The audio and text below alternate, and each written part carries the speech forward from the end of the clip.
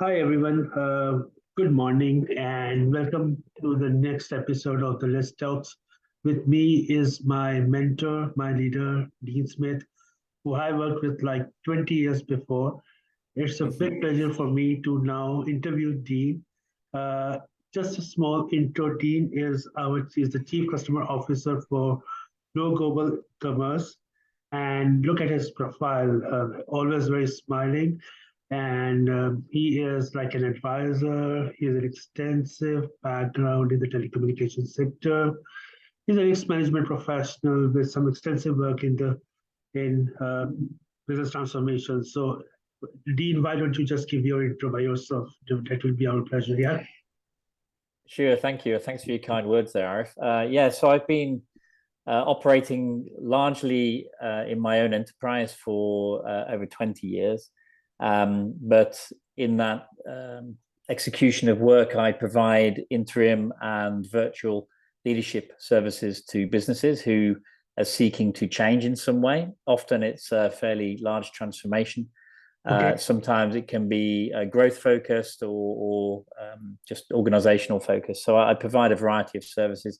And because I've done that sort of work from telecoms to software companies to insurance companies, I've been cross-sector now. So and recently then that led me to join Go Global e-commerce, who are basically a merchant of record provider to enable anybody any brand that wants to go international to do that seamlessly and easily without having to worry about the risks or complexities of that international e-commerce framework. Right. Okay. So good luck with your new venture. Thank you. Okay. So let's go to the agenda first. So the agenda is that we have. So we have just done your intro. It will be followed up with some question and answers. Hope you're okay with that. And then we'll have a one small fun seat. That is our last fun seat. So the first question is that how would you define the transformation and what type of transformations are common in the business from your perspective? Yeah, there's a lot of different definitions on this. So really, I see transformation from its literal meaning as being something that's fairly profound, something radical in nature. So, and that can be applied either at the whole business model level, or it could be applied at a functional or just regional geographic level. So I think there's lots of different ways of looking at transformation. Some of the common words that you'll hear in respect of transformation, one would be, and one that's, I think, maybe a little bit overused these days, but still very valid, is digital transformation. You also get some transformational activities following mergers and acquisitions. That's also a big piece of work these days. There's still a lot of M&A going on. Businesses can often seek to pivot or change direction in some strategic way. So that requires transformation as well to achieve those goals. Some businesses are not performing well, so they simply transform to enhance the performance goals of the business, and that could be growth or market entry or different aspects of transformation. Scaling is another one. Organization can massively scale if they do it well, and sometimes transformation is an enabler of that, but it can also be the other way around, in which case you're scaling because you've just done a really good job marketing, but your operations may not be set up well to scale effectively. So transformation can be a trigger for that, or it could be a necessity deriving from growth. Organizations often transform because they need cost reduction. They're going through some pain points. We've seen this through the pandemic years and so on. And there's a whole bunch of different transformation reasons and triggers. But at the end of the day, the transformation process takes you through a journey, which means you are something different to how you began, and I think it's meant to be a very positive thing. Of course. Okay, so you mentioned that it can be either strategic, it can be operational, it can be tactical. So generally, maybe the drivers might be different. Cost rationalization may be one of them. Efficiency is another one. Third, by what you said as was scaling was another one. Four, maybe the digital or the technical part of it. So generally, it does come up with like the vision of maybe the leadership as well. It comes up with like the process pain areas and of course the outcome what they want to achieve. So maybe in your experience, what has been the one of the one of the most reason that organizations actually transform? Is it just like some strategic rational, or is it like the monetary aspect of it, or it is efficiency aspect of it? Yeah, so it is quite varied, I have to say. So the triggers, so for example, if a business is not merging, if it's purely looking at itself and seeing how to improve, when you look at the things that are going wrong in a business, it's fairly easy to see, if you look, the areas for improvement. And if a company has been operationally immersed for so long, or the leadership within it have been really focused on core goals without thinking about the strategy and the growth in the future, sometimes you miss the opportunity for changing direction or evolving your goals and views and how you work. So it's very easy to get into a spiral of lower performance through distraction or focus without somebody looking at the big picture. Okay. And when you get to see, sorry, when you get to see that, when you do get to see the big picture, that's usually when the leadership identify transformation as a necessity, because it's too much maybe to do a series of small changes. Right. Small change can be a feature of transformation, but typically when you get to that point, if you've not been applying small change and continuous improvement all the way through, then you need a transformational program to take you from A to B. And that's typically the sort of thing that triggers this. People, they look up and they see what's happened.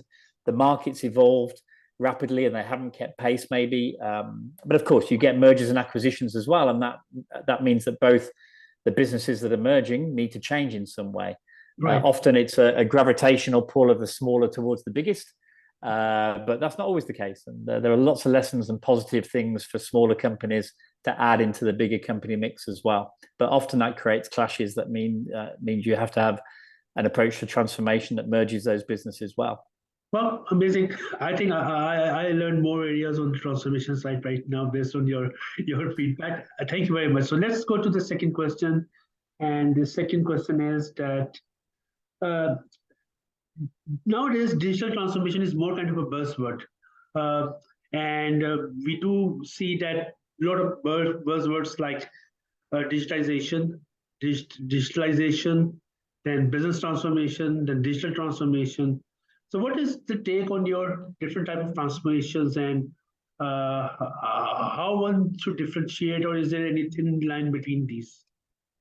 There is, and I think, look, it's all about the focus and the purpose of the transformation. So digital transformation is generally about making best use of technology, automation, and data in your business to make it more effective, to make your operations more efficient, to grow your business more, to engage better with your customers, improve loyalty, improve average revenues, and so on.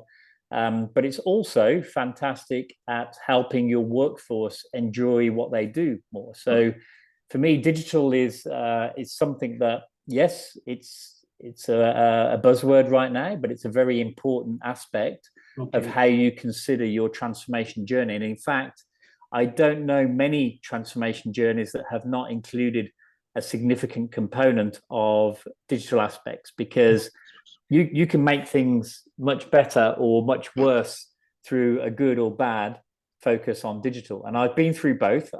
I've seen organizations that have very badly planned massive systems changes, and you've ended up with a huge failure that's resulted in very poor operations following because of the way that the process was designed or led. And in other cases, if you do it well, you get the very positive effects very quickly. Now, if you examine the impact on the people in a business in that sense, you have two very different outcomes. If in the one case where you see efficiencies and people having more time to spend on maybe customer-facing opportunities or work, or on improving things that have not formed part of that core automation strategy, for example, then you generally get happier people in the team, and happier people are more motivated, and more motivated tend to be more productive. So you end up with a workforce that are more loyal, less attrition, and they produce more output at the end of the day if it's done well. But conversely, if you plan a transformation badly, whether it be a single core automation or core tool set, or an end-to-end customer lifecycle or business lifecycle journey with ERPs and things like this, then you have the opposite effect, and you get a lot of people that are impacted directly in their roles, but they also look at that as a failure of leadership. And so you have to be very careful about how you define your goals and objectives and how you plan a transformation to make it work well. So what you're saying is like your goals, your outcomes should be aligned whatever your roadmap for your transformation is, and that roadmap should include not only the process part, and it should also do some impact assessment for how it impacts your systems as well. Is this something you are? Yeah, that's well. Look, systems generally have a journey associated with them, and often it's related to the customer. Sometimes it can be purely internal, but you've got to look at the journey that those systems support and think about the entire journey, not just that piece of the puzzle. Okay. So often when you're planning a major systems change, it's very easy for people in IT and in their particular niche in IT to think about just that piece of the journey rather than the whole journey and the impact any change would have on the customer or your workforce or whatever. So, that bigger picture view is essential to transformation, to get the clarity of vision as to what your goals are. And most importantly, to make sure that all the stakeholders on that journey are included in the right way. And of course, one of the big stakeholders in that journey are your people. Right. Oh, it comes out to be another good question, actually. I wanted to ask you that since you brought up, who are the owners of this digital transformation? Because in my previous experiences, I was a business side, right? Like RPA or maybe some AI module I wanted to do. Wanted to do some ERP transformations, but I was just, my IT team says, oh, just hold on. You cannot be, the stakeholder, right? It's like IT-driven objectives, so IT-driven transformation. So we know who are the best players. We need to go with that. And sometimes, if in my previous experiences, when I followed them, they had their preference and they have their. I'm not saying their decision was wrong, their perspective was wrong, but generally they was not able to understand what exactly is like the business perspective of. So who should be the drivers of this? I'm just trying to come up to a conclusion that is who is a sponsor and who is like the executor, and what's your experience, and what from a leadership perspective, what will be your guidance to us? Yeah, it's a fascinating question, and I've seen all of the above in my time in these sort of journeys. So, a couple of comments there. The first thing is that for me, IT functions, first of all, you've got to use the experience that these teams have. They're there for a reason. They know their stuff, and you've got to leverage that. However, what I do find, and particularly in some organizations, which is down to the culture of the business, it's not necessarily down to the size of the business, it's more about the culture. But often you will find IT teams that believe they know best for what the business needs. Okay. But typically, I find that the business users are better placed to determine what their needs are and requirements are. But ultimately, it's about collaboration, it's about teamwork, it's about arriving at a sensible plan based on needs, based on requirements, and based on a process that then can assess and implement those requirements in a way that works for everybody. Now, the reason I say that for me, the preference would be generally that the business takes the lead rather than the IT function in determining their needs is because they're the ones that are going to be touching the customer in the journey, or the suppliers they're working with, or the partners or the workforce members, or whatever that is. IT generally help those systems work best. Obviously, they implement them, they can fine-tune them, and they're supporting them post-implementation. But the day-to-day impact of that is felt by the business units that will be using them. And so for me, that should be a weighted priority in the requirement and selection process. And all of the RFPs I've ever supported in a transformation or core system journey have heavily weighted inputs from business users for that very reason. Now, I do know, yes, and I've seen it firsthand, where IT can demand a lead in something and they force fit something into the business that is just not appropriate, and lessons get learned from that, because suddenly your costs increase. You have to push more manual processes for workarounds because the system was poorly conceived. Right. One of the big things I found also in technology-based transformations is that often IT try and throw the emphasis on requirements back to the business, which it should be in terms of they know what they need to do. But the skill sets in documenting, analyzing, and making those requirements come to life in a way that gives a very clear statement of requirements for the suppliers and therefore for IT and procurement to assess against. Right. That's a skill set that typically lies in the IT world. Yeah. And so I'm a big fan of having business analysts who are appropriately tuned into the business needs, right, and acting as a bridge between the business and IT functions to drive the capture of the requirements, really assess the business and process flows necessary with the business experts, and document things in a way that's meaningful so that when it goes into the procurement and IT processes to look at the best fit for those types of requirements, they've got things that are very clearly articulated that resonate with the business. So it's the it's like a translator between business and technical in that particular world. And this is one thing I've noticed missing, particularly in scale-ups. Businesses, they tend not to have this sort of business analyst function, right, and they rely on people in the business making requirements for IT, but there's a huge gap between the interpretation of those requirements in a pure IT world versus the business world. Yeah. So one of those critical roles for me, if you're going to do it well, is to have good business analysts involved in the journey, typically employed from within the IT functions, I have to say, although they can also be on the business side. And those business analysts are very well trained to go out and interpret business needs in a way that translates correctly into the IT world as well. So I would strongly recommend having those in place to make it work. Otherwise, exactly what you said goes wrong. Okay. So the takeaways from this, like your guidelines, is like, first of all, a good collaboration between your business and IT folks. Business should speak loud about the requirements. The process should include maybe assessments from a process and automation IT side. A business analyst role should be there to actually just come there and just transform or translate your business requirements into technical requirements, doing the impact assessment of the systems, proposing what is the solution design in collaboration with your technical limitations. So, well point. So let's move to the next question. The next one is that what happens when two businesses come together for different cultures? Yeah, that's always an interesting one. You see these days globalization, although it seems to have slowed down a little bit in what you see in political terms. Actually, I think in commercial world, it's still happening at a fairly fast pace. And so that generally means that you've got companies that are scaling globally, buying other companies and merging with them in other countries and regions. So inevitably on that journey, you're going to get a clash of cultures. And the key to overcoming that clash of cultures is, first of all, understanding them and relating to the people in the cultures that you're merging with, but also understanding their view of your culture. The two worlds can be radically different at times.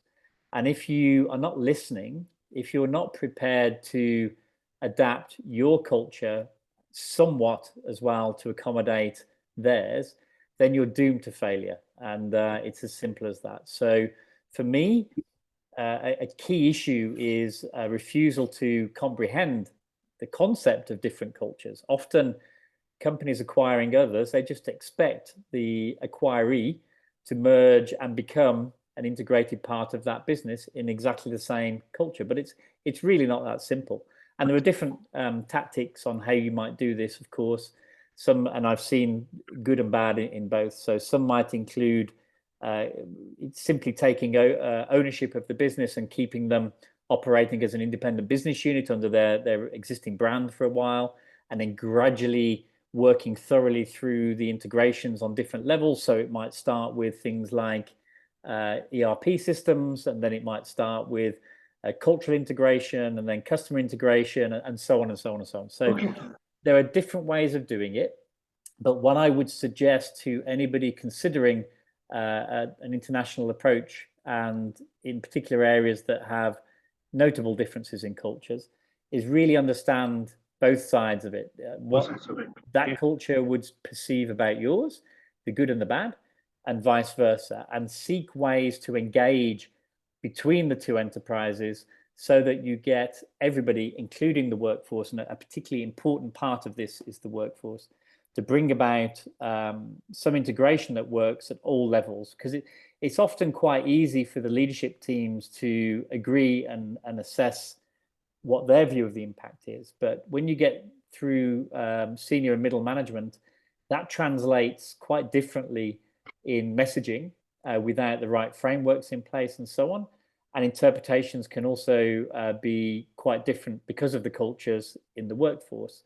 So you need a very strong engagement regime pre-merger to plan how you're going to execute on communication, the management frameworks around that. And it doesn't stop, once you've got the deal done. In fact, quite frankly, that's when it starts. But the planning and the understanding of how you message to everybody in both businesses is really important to do well before the public date of that merger. And as best you can, of course, there is a need for secrecy in some of these things because of the sensitivity of markets and so on. But best you can involve the right people to understand the potential for conflicts and the potential for synergies in those mergers, and really work on them. Get people involved who know what they're talking about, who represent the workforce in the right way. And then you can make sensible plans that both sides will benefit from.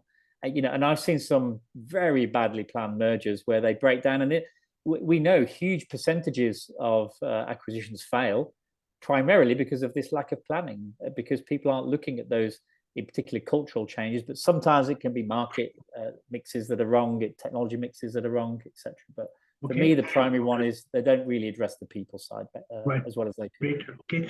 So you have emphasized a lot on like cultural adoption. So that the reason that Big Four, in my experiences, they are coming up with the programs, and even big MNCs are coming up with the programs related to diversity, inclusion, and the cultural aspect of it, just to make sure the teams are aligned and there is no misalignment between the teams, communication and the expectation. Is that the basic driver?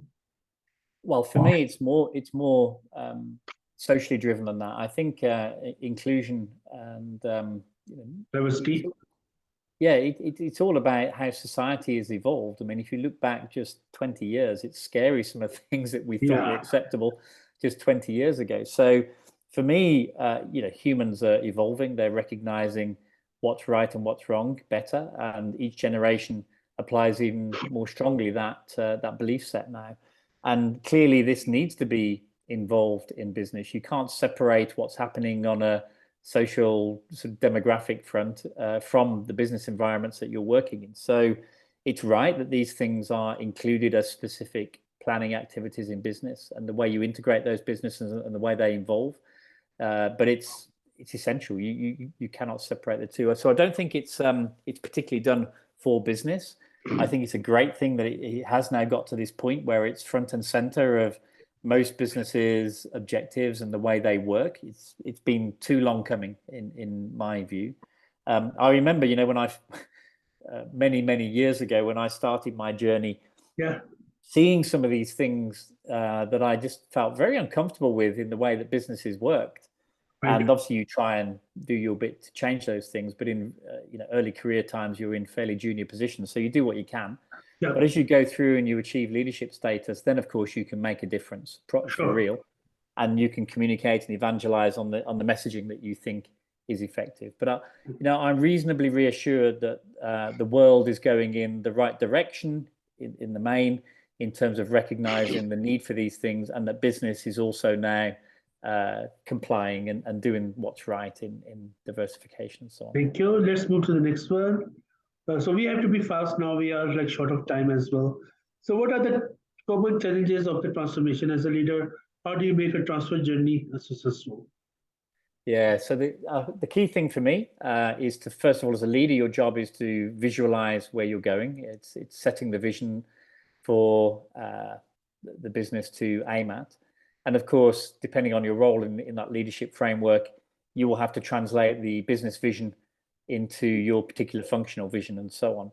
So taking ownership of the vision and the strategy is an important part, but the most important part from that is to then make that something that everyone can understand and buy into. So the communications aspect of it is an essential feature of leadership, motivating and empowering people on the journey to help you deliver it. And actually, as a leader, I think you are best suited empowering your team through communication and policies that give them decision-making capabilities within fences that you define, of course, but let them get on with it. And I've seen too many organizations where leadership try and micromanage things, and it doesn't work.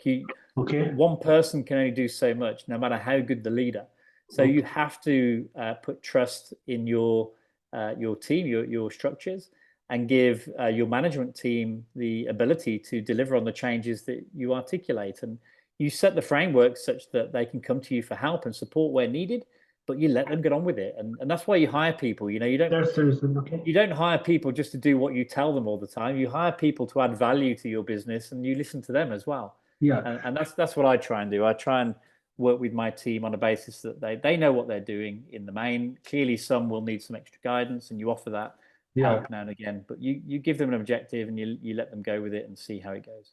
No, absolutely. I totally agree. So I was recently hired for a role, like, of course, a success from a customer success perspective as well. So the management gave the perspective that we are actually hiring you not just to perform, but first of all is like the enablement part, and second is like from a leadership perspective. So generally, you have to deliver, but at the same time, you have to make decisions as well. So I think that problem solving and decision making comes with the role. But what is there is no quantitative aspect of it to measure the success. Is it like quantifiable, or is it something like very qualitative? Because well, no, I think it is. Yeah, I think it is quantifiable. In fact, I saw it's quite an old report now, but I think McKinsey produced a survey that showed some years ago that about 70% of transformations fail. Right. And there's a lot of reasons for that, but largely it's because of lack of engagement with people in the business. And so, which is why, at the front of this talk, we're talking about transformation all being about the people. And for me, it is, leadership, all people, the workforce, the management, everyone, it's all human. So if you do the human aspects of anything well, you generally get better results. Right. So in terms of quantifying the results, then clearly that's about being very structured on how you set your targets and what they are, because there's no point setting a target that you can't measure. So yes, there will be some subjective fringes maybe, but you've got to have something that's quantifiable to judge success. And depending on the nature of the transformation, you'll have different measures of success. But typically, it's about improving something. So you need to know how much you're expecting to improve, and your success metric is against that at the end of the day. And there's obviously a whole graphic equalizer of measures beneath that particular target that you can play with to judge success. But unless you visualize what that is in numbers, something quantifiable, it's very hard to say that it's been successful. That said, you can quantify on things like surveys. So, for example, employee net promoter scores. That's a quantifiable assessment of things like cultural change. And doing that before and after a transformation is quite a good way to get a feel for people's expectations before and after the journey and how things have matured based on the goals that they expected as well. Okay, one more question, if you allow me. So, in a scenario, just like I'm like in professional services, so maybe I'm deputed on a project at a customer success level, right? See, and already when I joined it, has been a history of like maybe 3 months or 6 months, failures, smoke, bad taste of it, right? And also, it is a perceived value. The team is not performing well, maybe, and on the other hand, team is trying to perform, but there are some other dependencies and limitations. Requirements are not clear. Customer is very aggressive, is not very much flexible. So that's their stake. And at the same time, the perception is there. So the metrics or KPIs are actually resonating that they are performing, or it's not so bad. But the perception is that, there's no, either the trust level is not there, or feel like is like they are not actually very much qualitative resource. So how to deal with that scenario. That scenario, I've seen that in my different operations and my different engagements. Yes, me too. And I think that the key thing here is to recognize that perceptions are that person's reality. So you have to do something that looks at the problem from their perspective to be able to judge yourself. So it's very easy to have two sides to everything, but you've got to put yourself in the shoes of the perceiver, of the person who has a different point of view and understand it from their side. And typically when you go through looking at transformations or changes in the perspective of your stakeholders or your customers on this journey, you do get a different perspective yourself, and you can vary things better. So for example, often you may be measuring the wrong thing. So your KPIs might be green across the board, but actually they're the wrong KPIs. Right. So everybody in your team, because they believe that's their world of focus, that's what they're getting measured and rewarded on, is great to them. Everything's green. But the people who actually demand your services or interact with your team, the stakeholders on that journey, they might want something else. And so if you're not listening to what their needs and wants and desires are, then no matter what your KPIs are on the green, amber, red level, you're not performing what the expectations are for your customers. So you got to look at it from their point of view as well. So I find one of the best ways to go about deconstructing these challenges is to go and sit with your stakeholders, listen very carefully to the challenges and in particular their perceptions and the problems that they're seeing, have a very frank conversation with them, take it on board. Some of the things may not be correct, and you can articulate in response the options that they should consider as well. But many of the views they have are perfectly valid. And you need to also take that on the chin and accept that there's room for change in your operations or your organization to improve things. And by regularly engaging with those stakeholders, regularly assessing their feedback and showing the changes to reflect that feedback, that's when you win the trust and that's when you win the support. So again, it's usually about the relationships that you form with those stakeholders in making transformation work. It's not about the metrics ultimately. It's usually about the relationships, which is why I keep coming back to it's all about the people. So Dean, we were on the question 4. Now let's go to the question number 5. So this is that you made it clear that people are a critical component in transformation programs. Tell us more. So it's more about raising your hand and telling that people or management is very much important and they are really required for this transformation.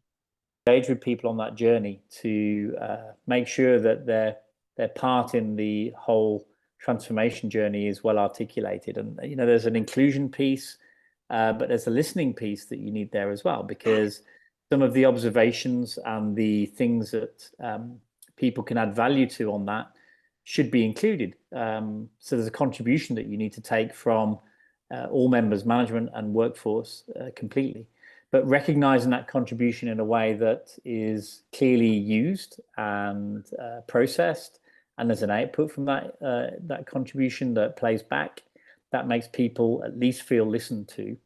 Okay. And of course, if you can then include people in the delivery in some way, even better. So having this cycle of inclusion, recognition and delivery is quite important for people to be motivated on that journey. Okay, that opens a new question that let's say in one of the critical big transformation project, so there were multiple teams, like one maybe the operational team or maybe the project team from the client itself. They engaged a big 4 advisory team. Then they also had a tech supporting team, just like maybe Oracle or maybe some other vendor, right? So now within the workspace, so there are multiple teams, and most of the times they are coming from different cultures. And workspace is there, but the team dynamics, because everyone is more prioritized on their deliveries and their goals and achievements. So eventually the transformation process that wanted the delivery to be done from a customer side, it has some impacts on different teams and the cultures, what you were talking about. So how to ensure business transformation when the team dynamics are not very much, team dynamics are dependent on multiple teams from multiple different stakeholders.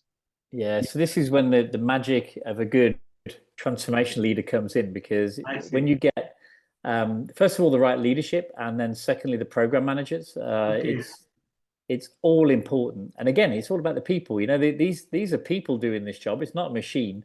So the people in the leadership roles with the vision, they've got to articulate it well, but the project managers, the program managers, and the right organization structure around transformation is an absolute imperative. But again, it can't be something that you're doing to people. It needs to be something that you're doing with people.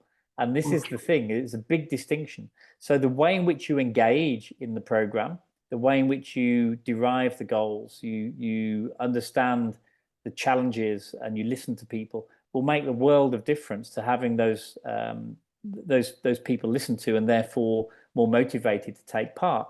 And actually, depending on the nature of the transformation, clearly, you know, some transformations are about cost cutting, which in many cases can mean workforce reduction. Okay, so you've got to understand that there's going to be a feeling, a natural resentment and fear generated within some aspects of the workforce.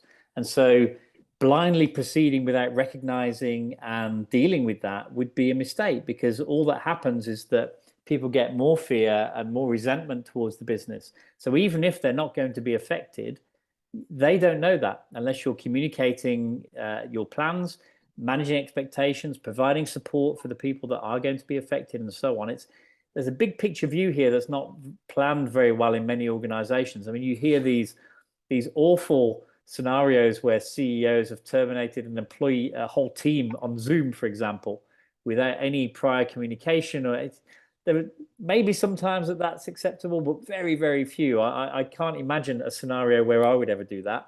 But anyway, getting to the point where you know you have to make change is one thing, but the way you execute on that is really reflective of your own personal integrity as a leader, but also the brand integrity as well that you're with. And I think it says a lot about brands on the way they execute cost reduction programs in particular.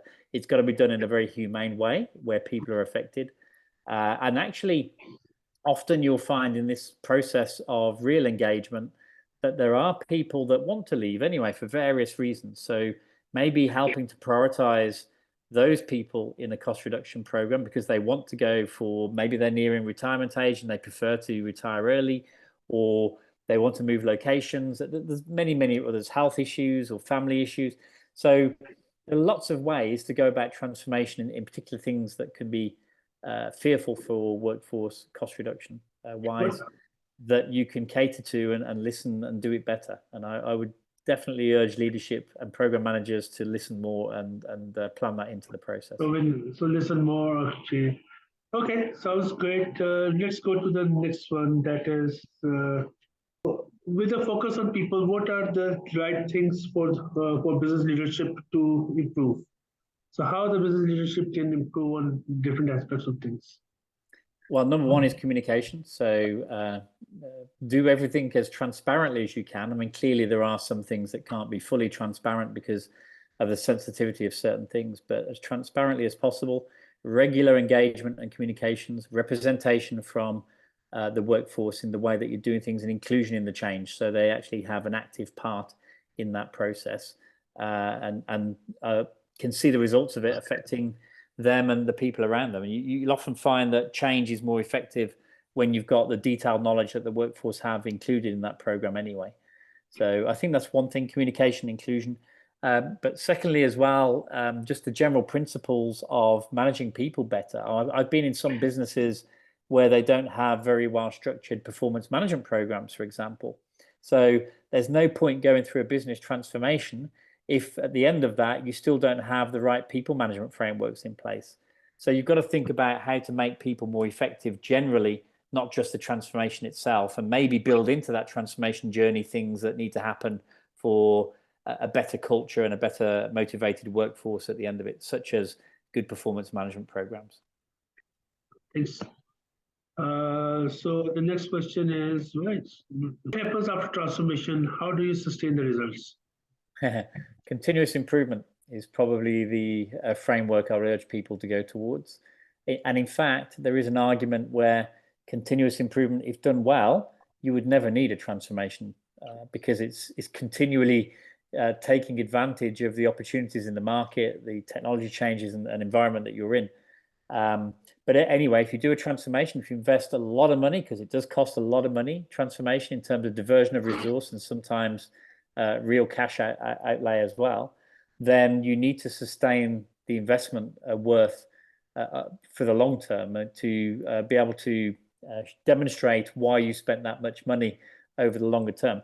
So building a continuous improvement mechanism that just regularly gets everybody involved in the business to innovate and bring forward ideas that you listen to again, and you pick the best ones and you do them. And as you go along, listening to the people that see the problems every day at the operational level and can feed that up, and they get recognized for their contribution in meaningful ways. Sometimes it's just a thank you. Sometimes it can be a financial reward. There's lots of different ways of recognizing people's contribution. But having that continuous improvement cycle, and again, including people in those change processes, picking a handful of people to be the stars, if you like, of that program, you end up getting this sort of viral continuous improvement mechanism across the business. Everyone gets infected with this positive virus. And for me, that's one of the biggest changes you can make in a business, is to get that viral continuous improvement mechanism working. So everybody wants to see positive change. And it just makes everything so much fun for everybody as well, seeing this inclusion, being listened to, being respected, and having their ideas implemented. Okay, sounds good. The next one is, so congratulations, you are moving to a new role. So tell us a little about your journey, and what are your inspirations, and what you want, why you have been placed, and what are your objectives and goals and deliverables. Yeah, so just about a month ago, I joined Go Global E-commerce, a merchant of record business I spoke about earlier. Okay. And it's exciting because they're on a significant scaling growth journey right now. So I've joined to help focus on the customer and that particular side of our operations. Okay. And it's amazing because we're working with some big brands. We've just started this week selling the Xbox All Access wow. in Germany, for example, for Microsoft, in combination with partners in Germany. Okay. But we have many other big brands, Kraft Heinz, The Ridge, which is a great American business that are selling internationally now using our merchant of record framework, and they're growing significantly in partnership with ourselves. So I want to be helping our business position and structure for scaling that makes for our customer growth a lot easier on the journey. And already we're doing amazing things, but I'm trying to systemize things now, applying the lessons of the past with automation and organizational structures that work, and exactly what we've been speaking about on this call, which is to listen to our team members, listen to our customers, and really build into our processes the things that matter most wow. to all of those people in the mix. And we deliver on that change over the coming months. That's great. That's amazing. And wish you very best of luck. And I will just think after like a couple of months and see that what have been like when you started and what has been your journey as well. So wish you very much for that. So let's go to the next question. The next one is like, you have worked globally in different cultures for many years. Can you just tell us the variations in cross and multicultural approach to transformation that you have observed? Yeah, I think we touched on this earlier. I mean, I've worked all over in the Americas, North and South, in Asia extensively, Middle East extensively, and Europe extensively. So it really is a very different place in different regions, and even within the regions in different countries. So there's no one size fits all for anything. And I think for any leader, regardless of whether you're doing a transformation or just managing a business or a function, you need to be fairly adaptive and communicate well and listen well to your team members. And so for me, again, it's all about the people. Good leadership is about leading and being with your people on the journey, not just doing things to them. It's being with them on that journey and showing your part, leading by example, doing the right thing at the right time, showing your integrity, being fairly consistent in the things that you do.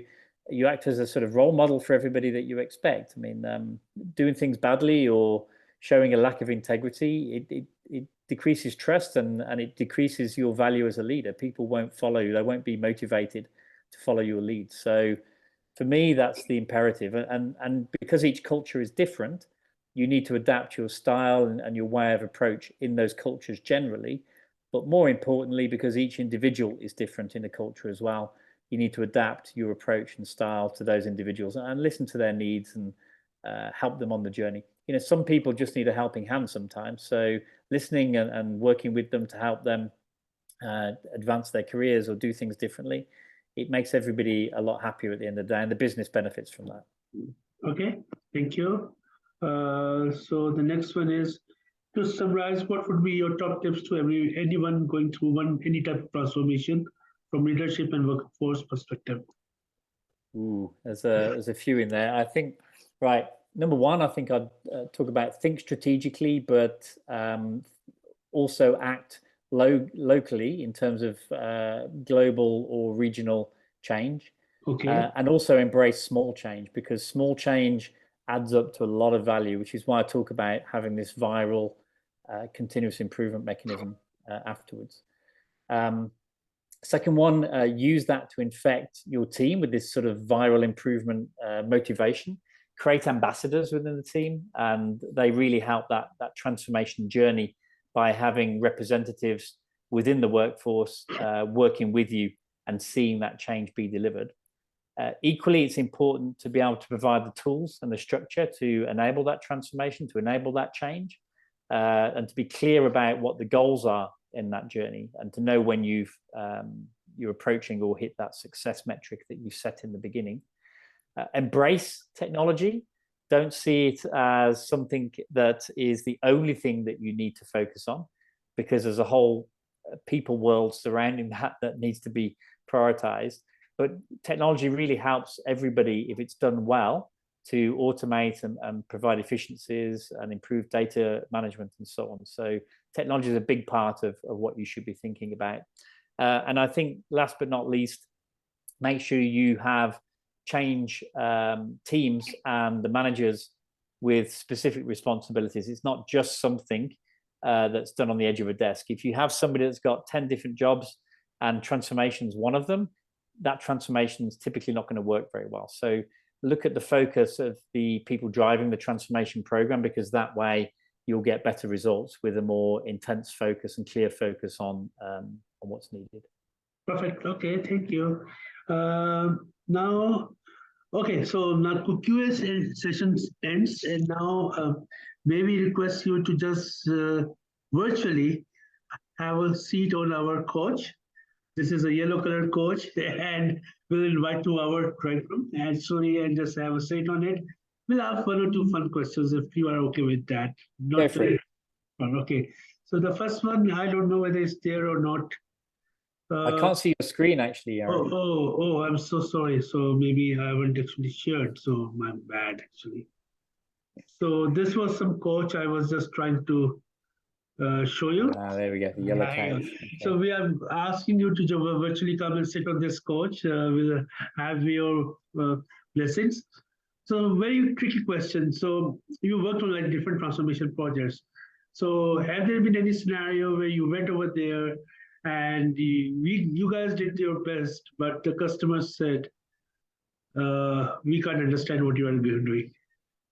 No, I've not had scenarios where the customer didn't understand, but I have had scenarios where the political nature of the business was such that it was really difficult to get the change through that particular department's need.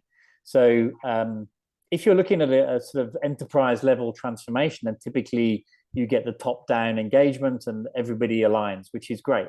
But if you're getting something that's more functional or regional, then you are also dependent on interrelationships with other parts of the business or other geographies.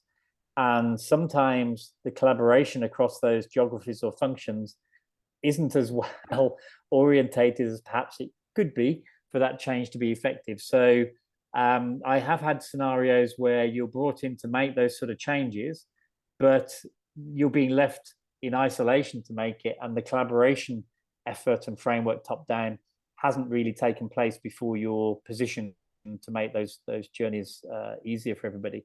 So that then requires a whole lot more effort to go in and build the relationships and which sometimes is impossible because they're expecting timelines that just are not achievable without the top-down engagement. And if you don't get that, it's a bit tricky. So yeah, I've had those scenarios, and you just take a little bit longer to get to that goal. And yeah, I've had some failures on that as well, where because of the positioning and because of the timescales and because of the lack of buy-in from senior management in influential positions, it just doesn't go anywhere. I've seen one of those 70% of failures from time to time. Perfect. Okay. And what has been your funniest or the weird kind of a scenario during the whole journey of like maybe 30, 40, 50 years? So you have been there. So any incident or any funny thing you can recall? Well, I was helping a client once in Jamaica many years ago, Okay. As part of my first business, FML. And we were helping them transform the way they manage risk in their environment, telecoms operator. And on the journey home from one of my, I think, 2 weekly stints in the country, I met Naomi Campbell at the airport, and we sat in the business lounge together having a chat. So that's my claim to fame, probably the only famous person I've ever met, but she's really nice. And we had a nice chat in the airport many years ago. Okay. Okay, I think that is an end to it. And any final thoughts, any for last closing statement or guidance to young and emerging people who are there to take a transformation or in the future? Any of your perspective? Yep. So only one thing to say, really.